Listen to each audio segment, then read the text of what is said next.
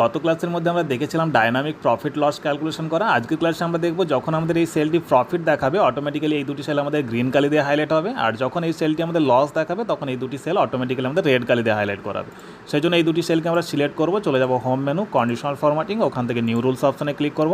Use আ formula determine অপশানে click করার পর এখানে টাইপ করব ইকুয়াল টু এই B3 সেলটি মাইনাস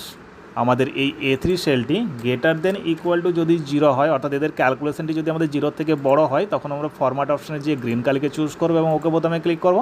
দেন আবারও ওকে করব। আমরা ওই সিলেকশন অবস্থায় আবারও চলে যাব কন্ডিশনাল ফরম্যাটিং, নিউ রুলস, আমরা এখানে চুজ করব use of formula determine option, formula সেলের মধ্যে মাউস রাখার পর ইকুয়াল টু এই B3 সেল থেকে আমরা মাইনাস করব আবার ওই A3 সেলটিকে লেস দেন 0, অর্থাৎ এদের ক্যালকুলেশনে যদি আমাদের 0 থেকে কম হয় তখন আমরা ফরম্যাট অপশানে যে রেড কালিকে চুজ করবো, দেন ওকে বোতামে ক্লিক করে আবার ওকে করে নেবো।